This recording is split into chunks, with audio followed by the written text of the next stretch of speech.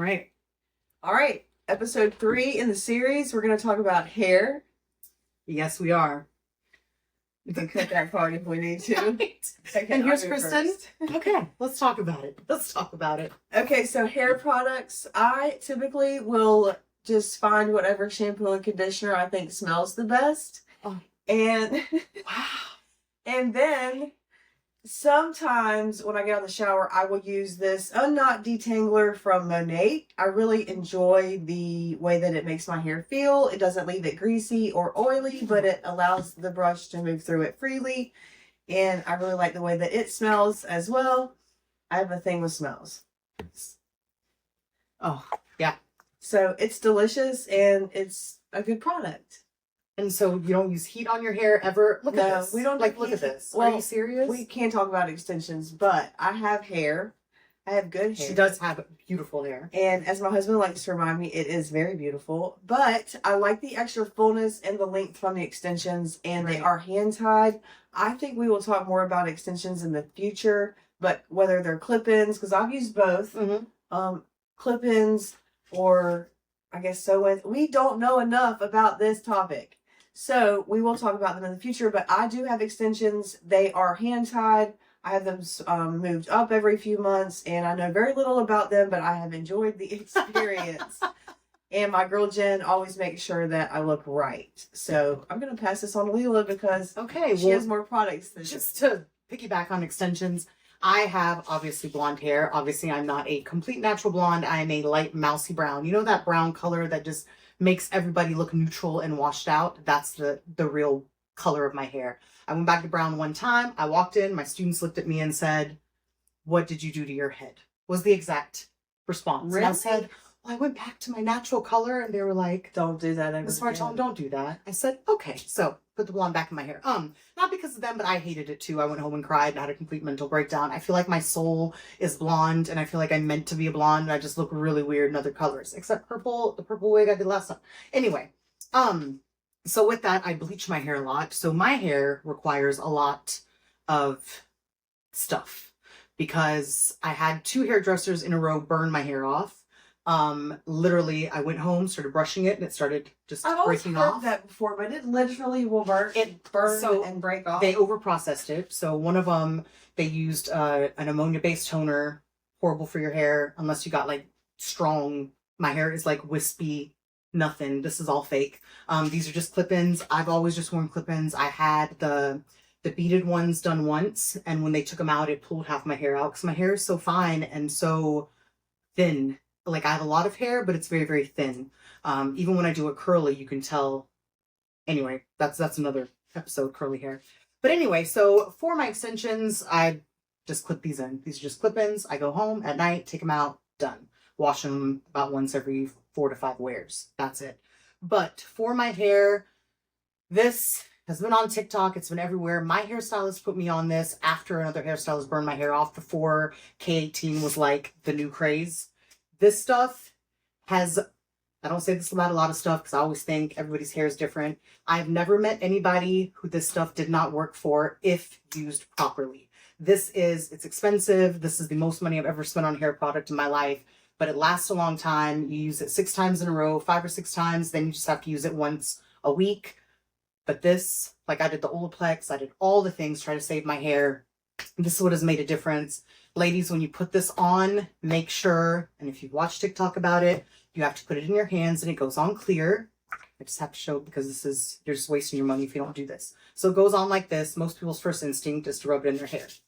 Just that little bit. Okay, and you got to rub it hard now. It's not, okay, it's happening. I promise it's happening. Okay. So just that little bit, you can tell. You have to rub it till it almost feels like sunscreen. It becomes white. Okay, I don't want to.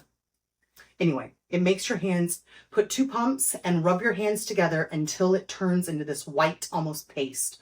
And then all the hairstylists say, when your hair is wet, comb through it with a large tooth comb. Large tooth, that, okay? And then you want to scrunch it and then smear it on the end. Wait 4 minutes and you can add whatever styling products you want. But this actually heals your hair from the inside out. It helps rebuild bonds. It's phenomenal. I love it. And I can't say enough about it. this is, I know they're not paying me. I wish they were because it's expensive. Anyway, so I do this, especially right after I get my hair colored. I'll do this for the 6 sessions and then do it once a week. It's changed my life. L'Oreal has this line, and this, I use their shampoo and conditioner, and it's bond repair. So it's great for really damaged hair, great for hair that gets a lot of heat. My hair, I try not to flat iron it a lot. I usually wear my hair curly most of the time if I'm not trying to be extra. But this goes on after you wash and condition your hair. You get out of the shower, 3 pumps, put it on your hair. It's also a bond repair, and it's just a leave-in conditioner. I'm a huge believer in leave-in conditioners. People are so scared of it because if you have fine hair, they think it's not. You just got to find the right one for your hair, just like the face products. Everything else, find what works for you. This is bomb for me. I saw this. This was all over TikTok and everything. It's the coconut miracle oil. I was using it wrong apparently forever, and I was just trying to put it on my hair. I used to put it on my hair when it was curly a lot. But apparently, the best way to use this is to put this all over your hair before you shower. And this penetrates it. That's it what gets, I normally do. yeah. I love to put it on and then maybe go lay out for a little while. Just and let maybe then shower before I go out to dinner or something. And this is just super hydrating. It's super good for your hair. And then you wash and, do whatever. This, I don't know where you can find this here. I've found this overseas.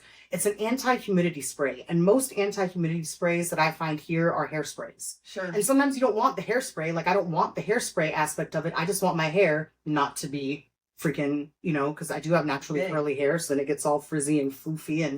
And this stuff, this anti-humidity, it's Lee Stafford. I know you can find it online. I haven't really seen it much around here, but this one, the anti-humidity, it is not hairspray. So it's not going to add any hold to your hair. This just prevents your hair from turning into a fluff ball. Same with this. This is a humidity blocker. I've liked this brand. I think I got this at TJ Maxx. Yep. TJ Maxx, $9.99. And then, of course, after everything, flat iron spray. I, for so long, never put heat protectant on my hair before flat ironing it and stuff. Yes. And it just like, I kept wondering, like, why is my hair breaking off so much? Yeah. Why is it? Okay, just like my makeup wipes, okay? So, flat iron, honestly, I think you just have to find the one that's right for your hair. They sell you 26,000 dreams and tell you all the ingredients. It's going to change your hair and protect it from, blazing fires. It's not true. They all pretty much work the same. It's just a protective layer to keep that heat from annihilating your hair strands. So, find you a nice little, and then, flat iron away. I love it. Yeah. That's it for me. Awesome. And I am very specific about shampoo and conditioner because my hair, like the actual texture and everything, will completely change. You have beautiful, healthy. My hair's not. But anyway, that's life. I really, really loved my hair color for so long. Right. And then when we got well water and it turned red and we had to get a filter and it was like a whole big thing. So I understand. I understand the products. Got to get it. Definitely a water filter on your shower. I was just about to say that. Guys, I don't think people understand how much the water... Especially if you spend money on your hair in a salon, it's definitely worth the extra cost. Absolutely. And you can get them for fairly cheap without having to get like a big system for your entire house. I mean, literally, they have the screw-on heads. Find you a water filter because a lot of people don't know how much effect... I mean, that's what you're putting on your hair. That's the carrier agent for all the products that you're trying to put in it. When I lived, the last place I lived, we had a lot of water that was recycled because it was desalinated and then pumped back to us. So it was full of so many chemicals. And when I say the people that I went over there with, within the first couple of months, people's hair started actually falling out.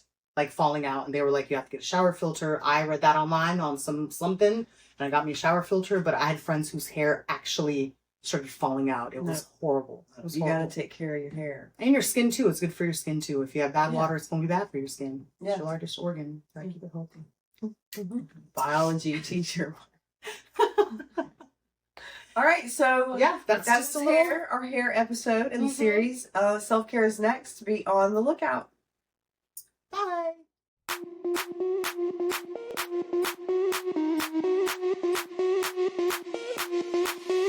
Sound the alarm. I'm coming up.